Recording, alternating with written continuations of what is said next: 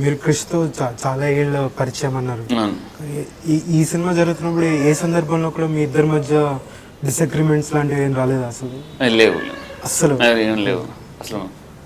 అదే చెప్పిన ఆ రిలేషన్ కరెక్ట్ ఉండడం వల్లే మనకు ఈ అవుట్పుట్ కారణం అనుకుంటున్నాను. మొన్న అక్టోబర్ 22 రోజు కంచే కాకుండా ఇది రాజుగారి గది కూడా సినిమా రిలీజ్ అయింది అదే రోజు. అవును. సో మెయిన్ దానికి కూడా చాలా మంచి పేరు వచ్చింది రాజుగారి గదికి. మెయిన్ దాని హర్రర్ బేస్డ్ సినిమా అండి అది. అది సేమ్ అది కూడా మీకు కంచె కన్నా లో బడ్జెట్. బట్ నాకున్న ఐడియాస్ ఏమో చాలా హైలో ఉన్నాయి. నా ఐడియాస్ ఎన్నైనా ఉన్నా అల్టిమేట్గా అక్కడ వచ్చేసరికి బ్రేక్ అవ్వాల్సింది. సో ఆ ఉన్న దాంట్లో ఏది బెటర్గా చేస్తుంది, ప్లేవుడ్ వాడే దగ్గర ఇంకేమైనా వాడచ్చా, లేదంటే ఇంక వేరే ఐరన్ వాడే దగ్గర ఇంకోటి వాడచ్చా, ఇట్లా అన్ని నేను ప్రతిదీ ఇలా డీటెయిల్లోకి వెళ్ళి మెయిన్ నా టీం అండి, నాకు సుబ్బారెడ్డి, ప్రియా అని అసిస్టెంట్స్, వీళ్ళ సపోర్టు కంచెకు అండ్ దీనికి చాలా ఉందండి. వాళ్ళే మెయిన్.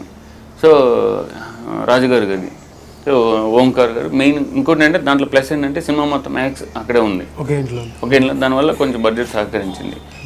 మీకు ఇందాక కంచెలో ప్యాలెస్ అని చెప్పాను కదండి, అదే ప్యాలెస్ని మళ్ళీ రీమాడిఫై చేశాను అన్నట్టు. సో ఎక్కడికో వేరే విలేజ్ లేకన్నా ఇక్కడ చేస్తే బాగుంటుందని చెప్పి ఓంకార్ గారిని ఒప్పించి, ఎందుకంటే ఆయన ఎక్కడైనా రూరల్కి వెళ్దాం అనేవాడు అనమాట. సో ఆయన ఒప్పించి నేను మీకు హామీ ఇస్తున్నాను, మీకు చేయండి, మీకు అన్నీ సపోర్ట్ ఉంటాయి.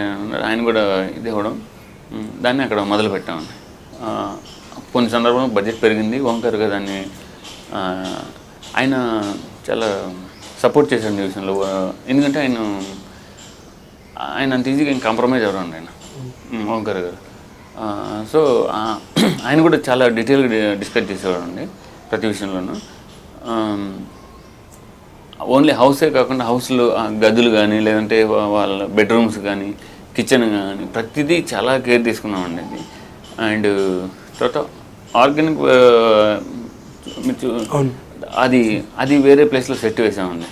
అది కూడా మీరు అది బాగానే మీరు అబ్జర్వ్ చేసి ఉంటారు లేదు, దానికి కూడా బాగా ఖర్చు పెట్టారండి ఓంకార్ గారు. మేము దానికోసం యాక్చువల్లీ మనకు ఒరిజినల్ ఆర్గానిక్ ఇక్కడ దొరకదు కాబట్టి మేము ఏం చేసేవాళ్ళం అంటే ఎవ్రీడే మా టీము మార్కెట్కి వెళ్ళి ఎవ్రీడే మన మటన్, ఐస్, లివర్స్ ఇవన్నీ తెచ్చి బాటిల్స్ పెట్టడం, ఒరిజినల్గా ఇచ్చేయడం అన్నమాట. అవన్నీ ఇచ్చేసాం అన్నమాట దానికి. అది కూడా బాగుంది. పూరి గారు కూడా when I've been shooting with him, he was like అసలు who is this cinematographer Varun, నాకు ఎప్పుడు వినలేదు, నాకు తెలియదు అంటే. Then I told him sir ఈ సినిమాలు చేస్తారు ఎట్లా అంటే, దట్ ఆ సినిమాలు చూసినప్పుడు నాకు ఇది అనిపించింది. Just that probably because of the profile he maintains, lot of people really don't know who Baba Gyan Shekhar is. So I think he's gonna get a really good name with this film.